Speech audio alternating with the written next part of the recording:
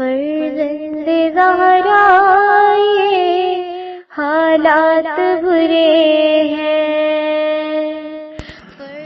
کاشانۂ بصیرت ایک ایسا مکمل یوٹیوب چینل جس پر محروم بصارت کے لیے بالخصوص اور تمام افراد کے لیے بالعموم سینکڑوں کی تعداد میں اسلامی کتب دستیاب ہیں۔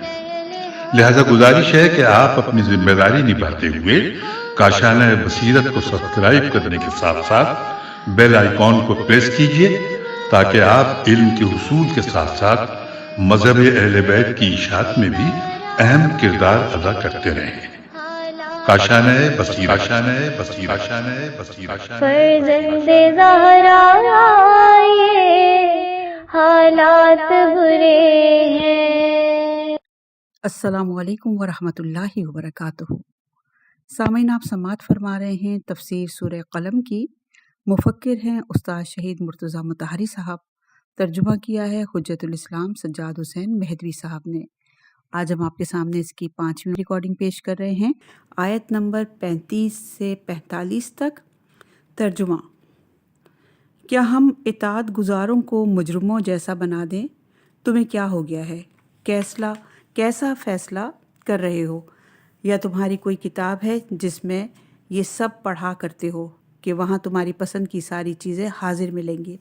یا تم نے ہم سے روز قیامت تک کی قسمیں لے رکھی ہیں کہ تمہیں وہ سب کچھ ملے گا جس کا تم فیصلہ کرو گے؟ ان سے پوچھئے کہ ان سب باتوں کا ذمہ دار کون ہے، یا ان کے لیے شرکا ہیں؟ تو اگر یہ سچے ہیں تو اپنے شرکا کو لے آئیں۔ جس دن پنڈلی کھول دی جائے گی اور انہیں سجدوں کی دعوت دی جائے گی اور یہ سجدہ بھی نہ کر سکیں گے۔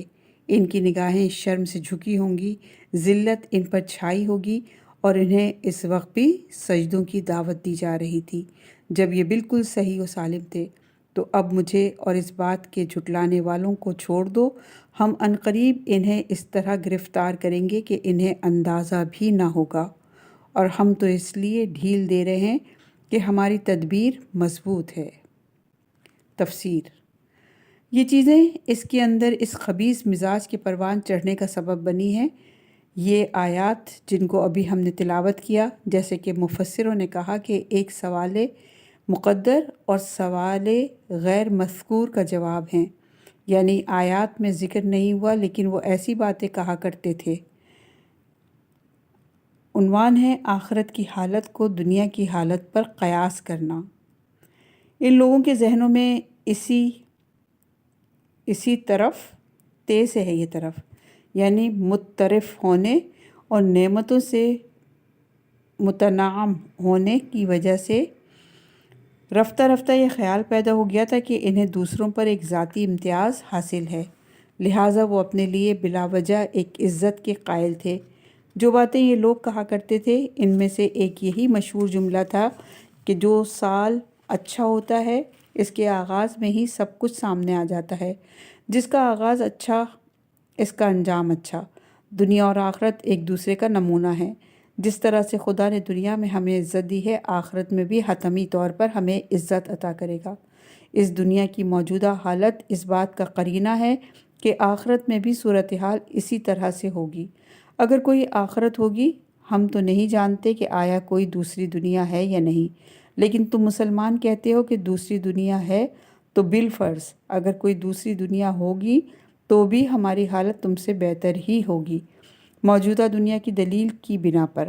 جس طرح سے یہاں ہماری حالت تم سے بہتر ہے اور تم چند ایک غریب، بے بس اور مفلوک الحال لوگ، وہاں بھی حتمی طور پر ہماری حالت تم سے بہتر ہوگی۔ یہ خیال ہے جو مختلف شکلوں میں انسانوں کے لیے پیدا ہوتا ہے، یعنی ایک شیطانی تخیل ہے اور ایک مایہ فریب ہے جو مختلف عنوانوں سے ذہنوں میں پیدا ہوتا ہے۔ قرآن نے اسی بات کا تذکرہ سورہ یاسین اور دوسرے چند مقامات پر بھی کیا ہے۔ ان میں سے ایک مقام وہ ہے جب یہ حکم ملتا تھا کہ غریبوں پر بخشش اور انفاق کرو، تو بعض لوگ اس بخشش کی مذمت کرتے تھے اور کہتے تھے ہماری آج کل کی فارسی کے محاورے کی مانند کہ خدا نے کچھ دیکھ کر ہی چونٹی کی کمر اتنی باریک بنائی ہے۔ خدا انہیں جانتا تھا کہ یہ کتنے برے لوگ ہیں اور یہ کسی لائق نہیں ہے، چنانچہ انہیں بھوکا اور ننگا رکھا ہے۔ اگر ان میں اتنی لیاقت ہوتی تو خدا خود انہیں دے دیتا، ہم کیوں دیں؟ کیا خدا کے خزانے میں کوئی کمی ہو جاتی ہے اگر ان کو دے دیتا، اور ہم کیوں دیں؟ سورہ یاسین کی آیت نمبر 47 میں ارشاد ہوتا ہے،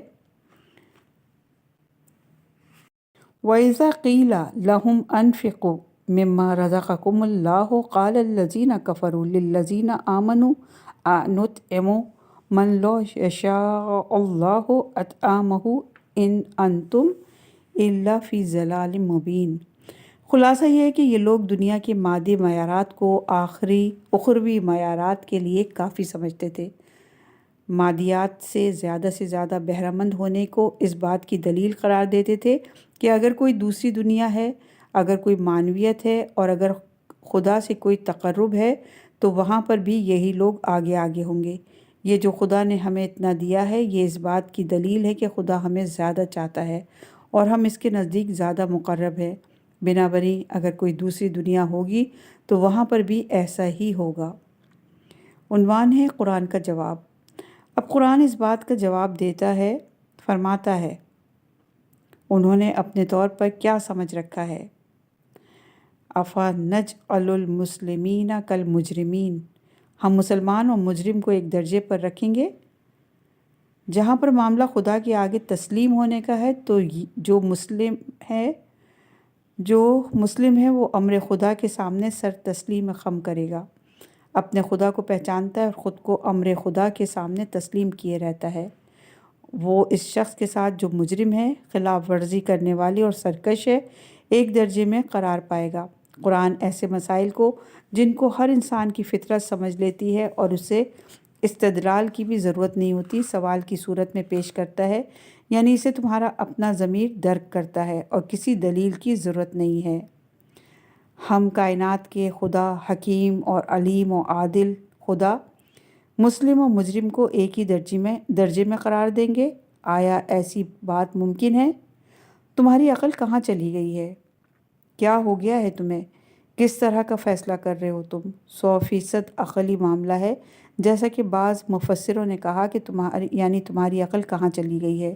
ایک مرتبہ تو تم کسی خدا کے قائل ہی نہیں ہو، اندھے بہرے طبعی مادی عوامل کے ایک ایسے سلسلے کے قائل ہو اور فرض کرتے ہو کہ یہی عوامل جنہوں نے دنیا میں آگے رکھا ہوا ہے یہ آخرت میں بھی ہمیں آگے رکھیں گے، اور ایک مرتبہ خدا کی بات کرتے ہو، عادل اور حکیم خدا کی۔ اس صورت میں تمہاری عقل کہاں چلی گئی ہے کہ خدا عادل و علیم و حکیم مسلم اور مجرم کو ایک درجے پر قرار دے گا؟ کیا ہو گیا ہے تمہیں؟ یہ کیسا فیصلہ ہے جو تم کرتے ہو؟ یہ سوچ کا کیسا انداز ہے؟ یہ فیصلے کرنے کا کون سا طریقہ ہے؟ پھر فرماتا ہے، ممکن ہے کوئی کہے کہ یہ استدلال جو آپ کر رہے ہیں یہ ایک عقلی، متکلمانہ اور فلسفانہ ہے۔ درست ہے، اگر ہم ہوں اور ہمارے پاس یہ عقلی معیارات ہوں تو یہ باہم سازگار نہیں ہے، لیکن ہماری دلیل منقول ہے نہ کہ معقول۔ یعنی ہم کہتے ہیں کہ دینی کتابوں میں، گزشتہ کتابوں میں اور سنتوں میں ایسا آیا ہے۔ قرآن کہتا ہے کہ چلو عقل کے حکم کو ایک طرف رکھ دو۔ آیا ایسی کوئی سند ہے؟ ام لکم کتاب فی تدرسون، آیا کوئی آسمانی کتاب تمہارے پاس ہے جس کو تم پڑھتے ہو اور اس کی بنیاد پر کہ فلاں آیت یا حدیث یا سنت میں ایسا کچھ آیا ہے، باتیں کہتے ہو؟ یعنی ایسا کچھ نہیں ہے۔ ایسی کیا فضول باتیں ہیں جو تم نے اپنے طور پر گڑھ لی ہیں؟ آیا تمہارے لیے کوئی کتاب ہے کہ اس کتاب میں تم یہ باتیں پڑھتے ہو اور اس کی بنیاد پر یہ باتیں کہتے ہو؟ اِنَّ لَکُمْ فِیہِ لِمَا تَخَیَّرُونَ، خدا نے تمہیں یعنی تم کہتے ہو کہ خدا نے تمہیں پھول کے طور پر چنا ہوا ہے۔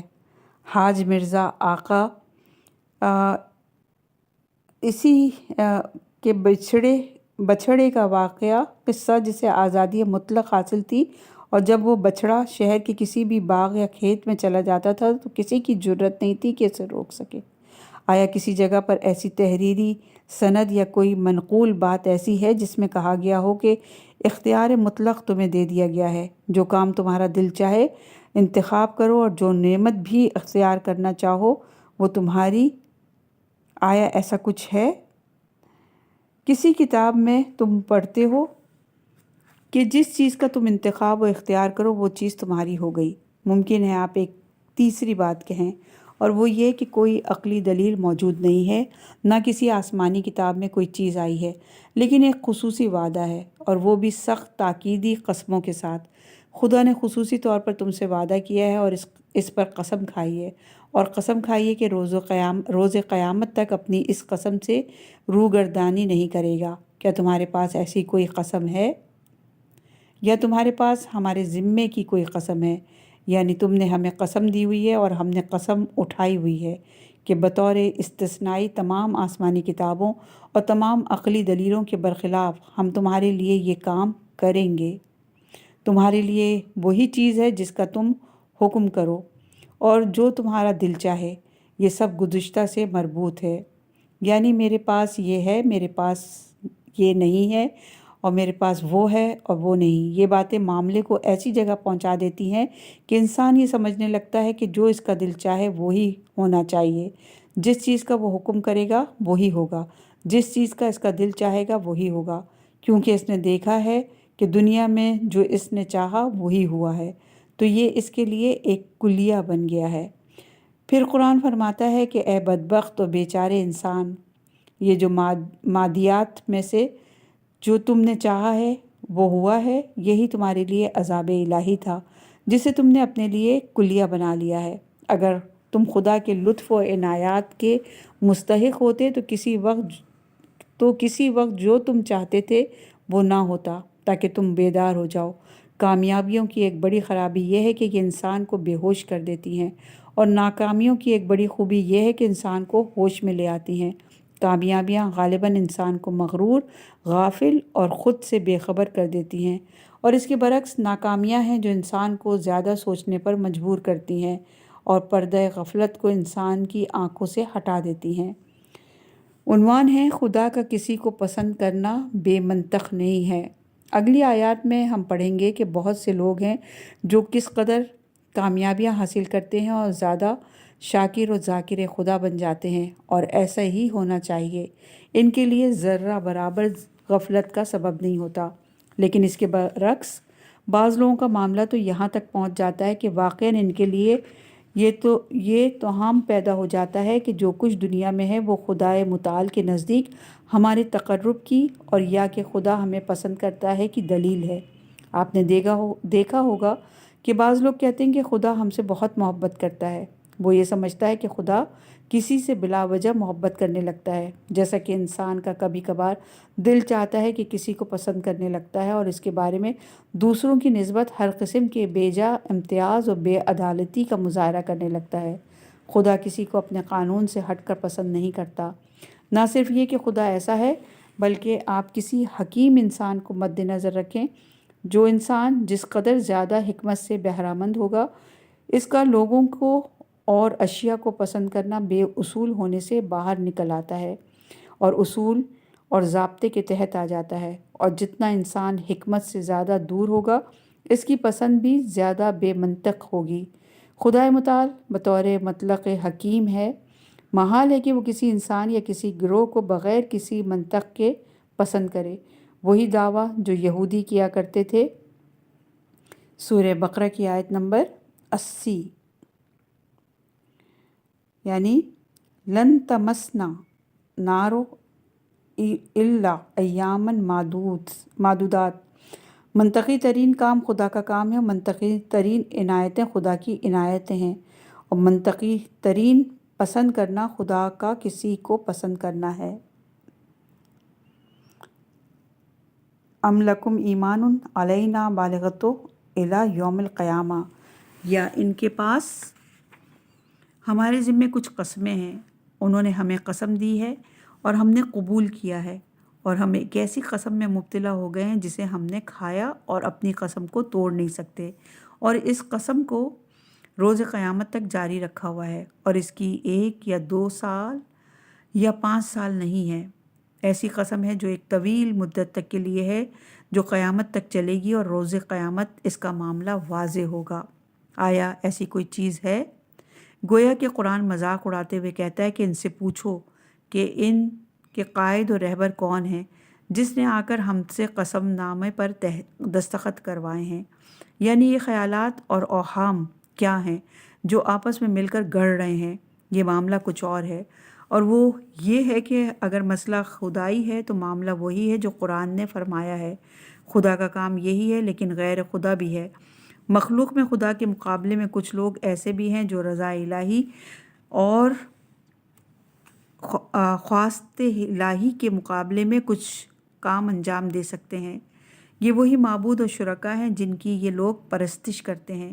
بس ممکن ہے کہ ان کے ذہنوں میں جو یہ خیال پیدا ہو گیا ہے کہ ہم جو چاہے کر سکتے ہیں، قیامت میں بھی ہماری حالت تم لوگوں سے بہتر ہوگی، تو ان کا اعتماد ان شرکا پر ہے جن کو انہوں نے خدا کا شریک قرار دیا ہے، یا ان کے لیے شرکا ہیں یعنی خدا کے ایسے شریک جن کو انہوں نے فرض کیا ہوا ہے، کیونکہ وہ شریک واقعی طور پر تو خدا کے شریک نہیں ہیں بلکہ ایسے شریک ہیں جن کو انہوں نے اپنے طور پر فرض کیا ہے، یا ان کے فائدے میں کچھ لوگ خدا کے شریک موجود ہیں۔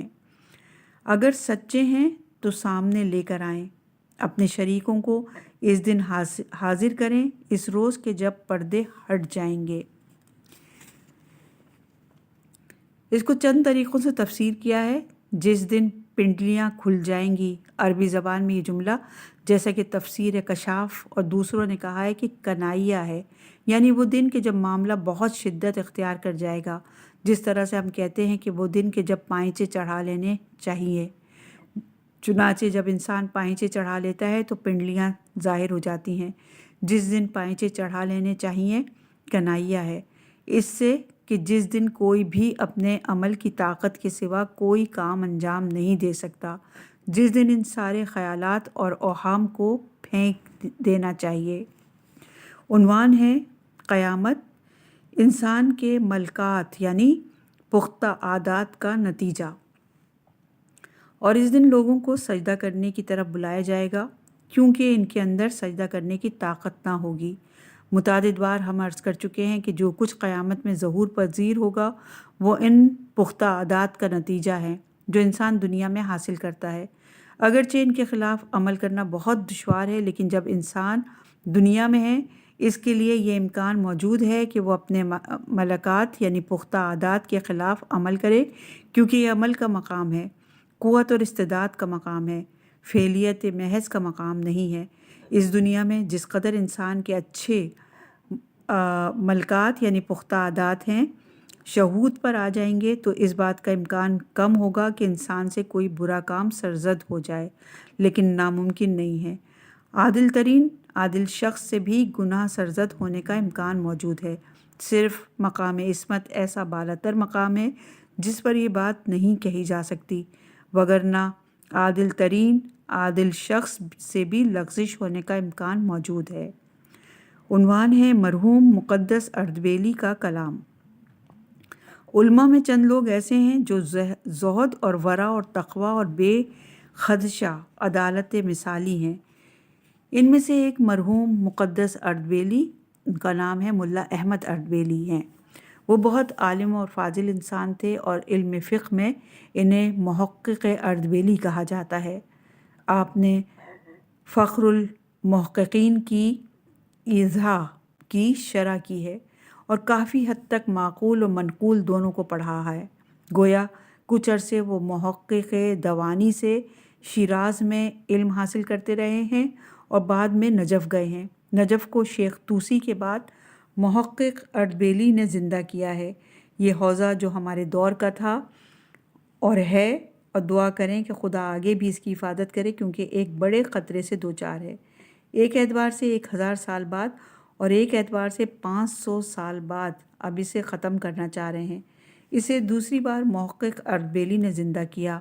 آپ صفویہ کے محاصر ہیں اور شاہ عباس نے بہت اصرار کیا کہ آپ کو اصفہان لے آئے۔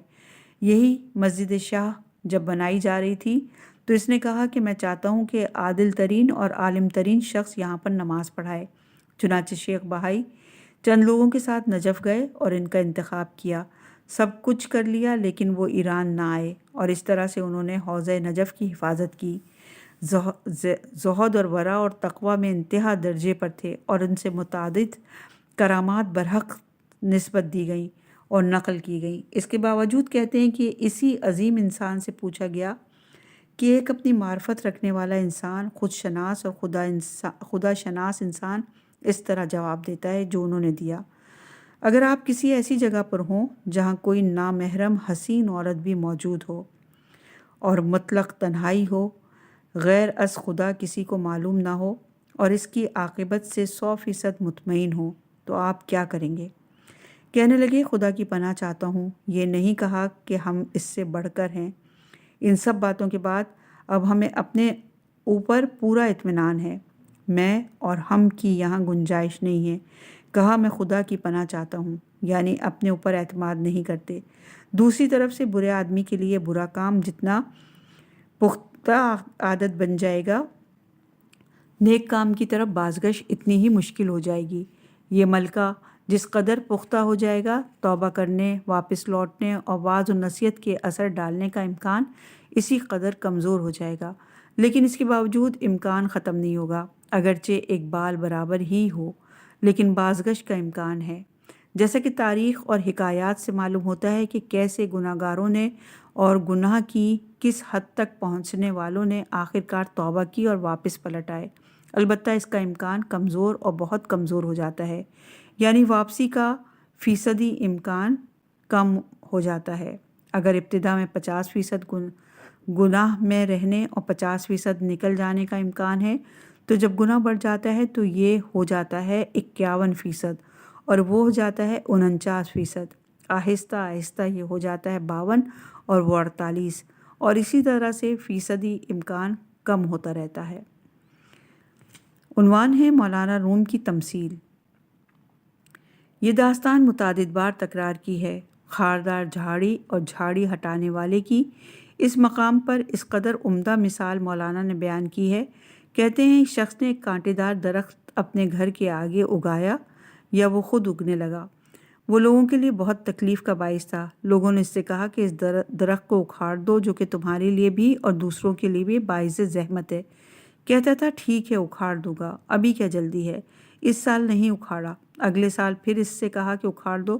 کہنے لگا: ہاں، اکھاڑ دوں گا، کون سی دیر ہو رہی ہے۔ نہیں اکھاڑا۔ اس سے کچھ بھی کہیں وہ یہی جواب دیتا تھا۔ سمجھتا نہیں تھا کہ ہر گزرتے سال کے ساتھ درخت کی جڑیں گہری اور تنا مضبوط ہوتا جا رہا ہے، اور وہ خود پہلے سے زیادہ کمزور اور ضعیف ہو رہا ہے، یعنی اس کے اکھاڑنے کی طاقت کم ہوتی جا رہی ہے اور اس کے باقی رہنے کی طاقت بڑھتی جا رہی ہے۔ جھاڑی اکھاڑنے والا کمزوری کی طرف اور خاردار جھاڑی مضبوطی اور قوت کی طرف بڑھ رہی ہے۔ لیکن بہرحال توبہ اور بازگشت کا امکان آخر تک باقی رہتا ہے۔ لیکن جیسے ہی انسان اس دنیا سے دوسری دنیا میں قدم رکھتا ہے، جو کہ خالص فاعلیت کی دنیا ہے، پھر وہ دار تکلیف و عمل نہیں ہے، اس اعتبار سے کہ وہاں انسان کے لیے عمل کا امکان نہیں ہے۔ اس دنیا میں جب اس سے کہا جاتا ہے کہ سجدہ کرو، خضوع کرو، اپنے پروردگار کے سامنے سر تسلیم خم کرو، اس کام کو ان کے لیے امکان موجود تھا۔ لیکن وہاں جب ان سے کہا جائے گا کہ اپنے پروردگار کے سامنے سر تسلیم خم کر دو، ابتدا میں فرمایا اسلام قبول کرنے والے، سر تسلیم خم کرنے والے، خضوع کرنے والے، یہاں بھی سجدہ ہے جو اسلام اور تسلیم کا اعلیٰ ترین نمونہ ہے۔ تو جو تکبر اور انکار پر مبنی مزاج ان کا دنیا میں تھا، اور وہ اسی کے ساتھ وہاں گئے تھے، اور انہیں سر تسلیم خم کرنے کی اجازت نہیں دے گا، جیسا کہ کسی کی عادت اسے اجازت نہیں دیتی۔ کبھی انسان کو کوئی کام کہا جاتا ہے، مثلاً کہتے ہیں کہ فلاں شخص کے مقابلے میں آپ کو اس طرح سے تواضع سے پیش آنا ہے۔ وہ کہتا ہے کہ میں یہ نہیں کر سکتا، یہ کام میرے بس کا نہیں۔ فرماتا ہے کہ وہ نہیں کر سکتے، ان کی روح انہیں اجازت نہیں دے گی۔ لیکن جب اپنی افسوسناک حالت دیکھتے ہیں تو ان کی آنکھیں جھک جاتی ہیں۔ ایک شکست خوردہ، مایوس اور نا امید انسان، کس طرح سے اس کی آنکھیں سب کچھ اگل رہی ہوتی ہیں۔ ان پر ذلت اور مسکینیت چھائی ہوئی ہے، یعنی ذلت اور رسوائی اور بیچارگی کے آثار ان کے پورے وجود سے ظاہر ہیں۔ اس لیے کہ کوئی یہ نہ کہے کہ انہیں آخرت میں سجود اور عبادت اور حکم خدا کے سامنے سر تسلیم خم کرنے کی دعوت کیوں دی جاتی ہے۔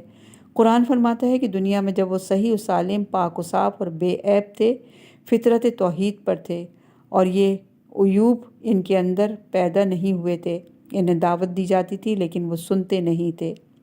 اے پیغمبر، مجھے اور ان لوگوں کو چھوڑ دو۔ اس کا مطلب یہ نہیں کہ تم رکاوٹ بنے ہوئے ہو، یہ ایک تعبیر ہے جو دھمکی دیتے وقت استعمال کی جاتی ہے۔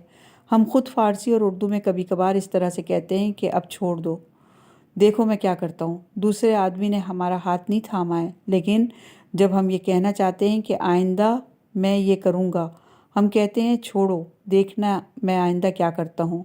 یہ وہی چھوڑو ہے جب ہم فارسی اور اردو میں بولتے ہیں چھوڑ دو مجھے اور ان لوگوں کو جو ان باتوں کو اور ان حقیقتوں کو جھوٹ سمجھتے ہیں۔ بدترین عذاب ان کا اسی دنیا کا عذاب ہے۔ یہی چیز ہے جسے وہ نعمت کا معیار قرار دیتے ہیں۔ یہی عذاب جو ہم نے انہیں نعمت کے لباس میں دیا ہے، ان لوگوں کو رفتہ رفتہ، آہستہ آہستہ، تدریجاً اور درجہ بدرجہ پکڑیں گے۔ اس طرح سے خود ان کو بھی سمجھ میں نہیں آئے گا اور جان نہیں سکیں گے۔ عنوان ہے استدراج۔ استدراج جو قرآن کی دیگر آیات میں دوسری تعبیرات کے ساتھ آیا ہے، ان اصول اور حقائق میں سے ہے جن کو قرآن مجید نے بیان کیا ہے۔ انسان اور نعمتوں کے درمیان تعلق یا انسان اور مشکلات اور بلاؤں کے درمیان تعلق کے حوالے سے کوتا فکر رکھنے والے لوگ ہمیشہ اسی طرح سوچتے ہیں جیسا کہ قرآن نے نقل کیا، یعنی ایک چیز سے زیادہ نہیں دیکھتے۔ نعمت کیا ہے؟ کیا صحت اور دولت کے علاوہ کوئی اور نعمت بھی دنیا میں موجود ہے؟ دولت نعمت مطلق، صحت نعمت مطلق، اولاد، بچے اور رشتہ دار نعمت مطلق۔ جس کو خدا نے یہ عطا کیے ہیں یہ چیزیں نعمت مطلق ہیں، اور نعمت مطلق خدا کے نزدیک تقرب کی دلیل ہے۔ بلائیں کیا ہیں؟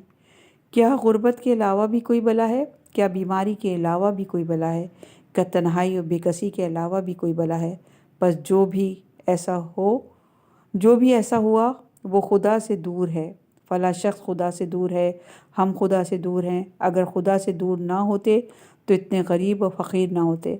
اگر خدا سے دور نہ ہوتے تو ہمارا بدن صحیح و سالم ہوتا، جبکہ معاملہ ایسا نہیں ہے۔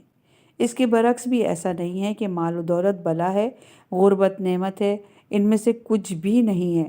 مال و دولت کا پتہ اس رد عمل سے چلتا ہے جو انسان مال و دولت کی موجودگی میں دکھاتا ہے کہ وہ بلا ہے یا نعمت۔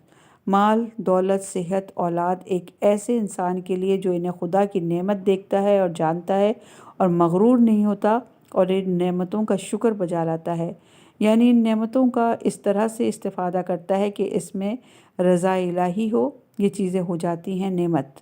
یہی چیزیں غرور اور خدا کی نعمتوں میں اسراف کے ساتھ اور ناجائز کاموں میں خرچ کرنے یا ناجائز ذرائع سے حاصل کرنے کی صورت میں عذاب الہی ہیں۔ غربت بھی اسی طرح سے ہے۔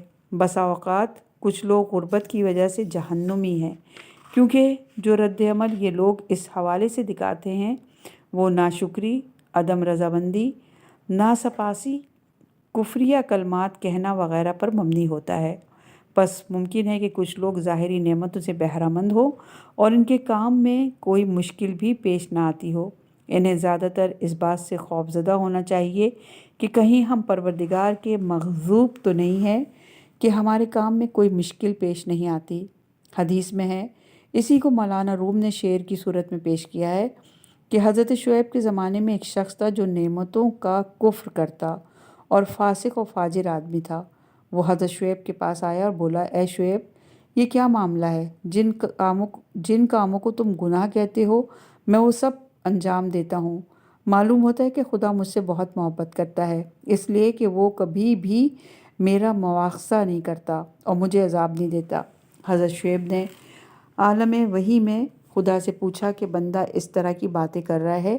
وحی نازل ہوئی کہ اس سے کہہ دو کہ ہم نے مدتوں سے تمہارا مواخذہ کیا ہوا ہے، تمہیں معلوم نہیں، یہی کہ ہم تمہارے کام میں سرے سے کوئی مشکل ہی پیدا نہیں کرتے۔ یہ بدترین عذاب ہے کہ ہم چاہتے ہی نہیں کہ تم ہماری طرف پلٹ کر آؤ۔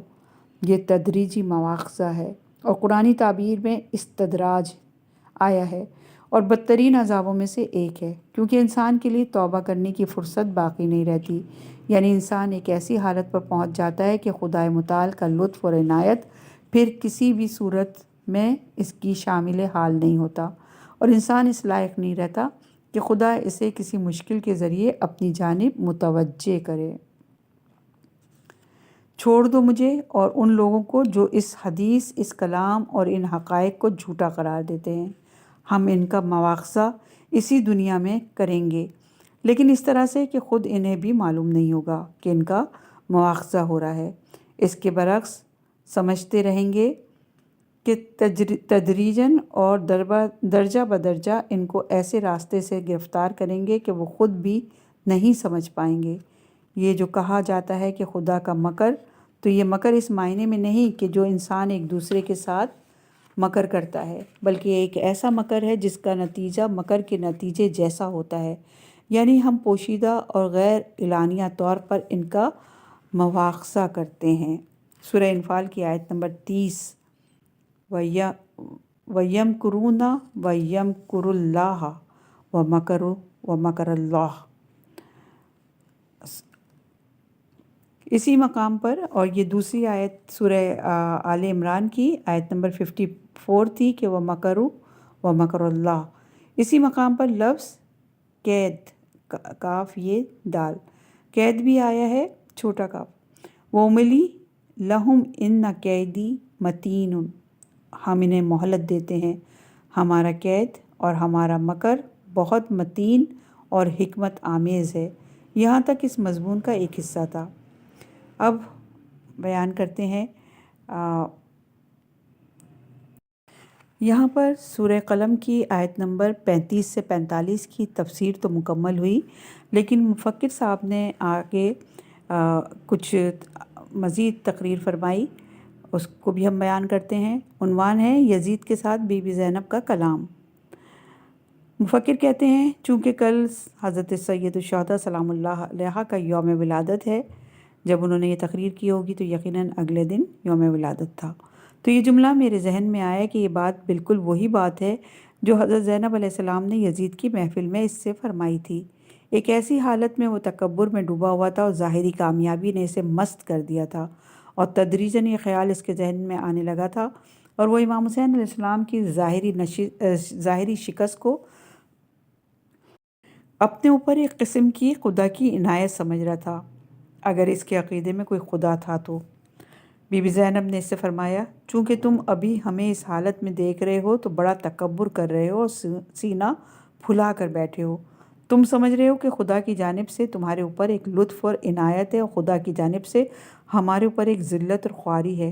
کیا تو نے قرآن کی اس آیت کو بھلا دیا ہے کہ کفار یہ نہ سمجھیں کہ اگر ہم نے انہیں مہلت دی ہے تو یہ ان کے لیے خیر اور نعمت ہے، اور یہ نعمت کی شکل میں ایک عذاب ہے۔ اس قسم کی نعمتیں وہ نعمتیں ہیں جو ایسے لوگوں کو دی جاتی ہیں جو حتیٰ کہ اس بات کا استحقاق نہیں رکھتے کہ ان کے بڑھتے ہوئے گناہوں کو روکا جائے۔ ہم انہیں مہلت دیتے ہیں تاکہ وہ اور زیادہ گناہ کریں اور ان پر زیادہ عذاب ہو، اور تو اسی گروہ میں شامل ہے، اور ان کے لیے ایسا عذاب ہے جو انہیں سخت اور ذلیل و خوار کر دے گا، ذلیل و خوار کرنے والا عذاب۔ آج کی رات اور کل کا دن سید الشہداء سلام اللہ علیہ سے تعلق رکھتا ہے۔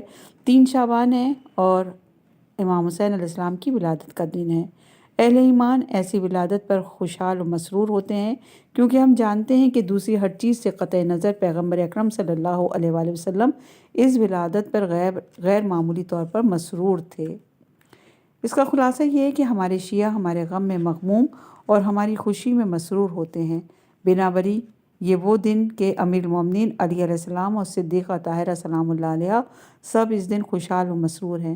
ہم شیعوں کو جو کہ تشیع کا دعویٰ کرتے ہیں، ان عیدوں پر اس سے زیادہ خوشی کا اظہار کرنا چاہیے۔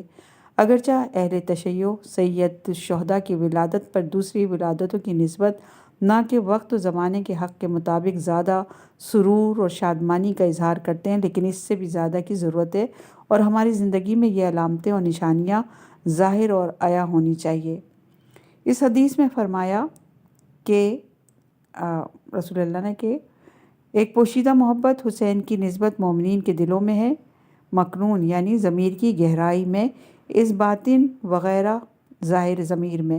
ہر مومن کے پوشیدہ ضمیر میں حسین ابن علی کی محبت ہے، البتہ ہر مومن کے ظاہر اور غیر ظاہر ضمیر کے اندر خدا کے پیغمبر صلی اللہ علیہ وآلہ وسلم کی محبت بھی ہے اور ہونی بھی چاہیے۔ اسی طرح سے امیر المومنین کی محبت، بی بی فاطمہ الزہرا سلام اللہ علیہ کی محبت اور تمام ائمہ ہدیٰ سلام اللہ علیہ کی محبت۔ لیکن مسئلہ یہ کہ بعض اماموں کے لیے کچھ ایسے واقعات پیش آئیں کہ وہ واقعات ان کی حقیقتوں کے کم از کم کچھ حصے کی نشاندہی اور اس سے ظاہر کر پائے ہیں، وگرنہ کوئی فرق نہیں ہے، وہ سب نور واحد ہیں۔ عاشورہ کے واقعات میں امام حسین علیہ السلام کے فضائل اس طرح سے ظاہر ہوئے کہ ممکن نہیں کہ کوئی انسان واقعاً مومن ہو اور اپنے دل اور روح کی گہرائی میں امام حسین سے محبت نہ کرتا ہو۔ پیغمبر صلی اللہ علیہ وآلہ وسلم کا اپنے بچوں کے مستقبل سے واقف ہونا۔ ایک دن پیغمبر اکرم صلی اللہ علیہ وآلہ وسلم حضرت علی علیہ السلام اور بی بی فاطمہ الزہرا سلام اللہ علیہ کے گھر تشریف لے گئے۔ اس وقت امام حسن اور امام حسین دو کم سن بچے تھے۔ قدر مسلم یہ ہے کہ امام حسین علیہ السلام 7 یا 8 سال کے بھی نہیں تھے، کیونکہ پیغمبر صلی اللہ علیہ وآلہ وسلم کی وفات کے وقت ان کی عمر یہی تھی۔ اس دن رسول اکرم صلی اللہ علیہ وآلہ وسلم کچھ دیر بیٹھے، بہت اچھی اور پرمسرت محفل رہی۔ آپ نے وہیں غذا تناول فرمائی۔ آپ بہت خوش اور مسرور تھے اور سبھی خوش تھے۔ پھر کمرے کے ایک گوشے میں گئے اور نماز کے لیے کھڑے ہو گئے۔ کچھ دیر نماز پڑھی۔ نماز کے بعد ان کی حالت دگروں ہو گئی اور پھر آپ صلی اللہ علیہ وآلہ وسلم گریہ فرمانے لگے۔ آپ نے بہت گریہ کیا۔ قہری طور پر یہ بات سب کے لیے حیرت اور تعجب کا سبب ہوئی کہ کیا ہوا۔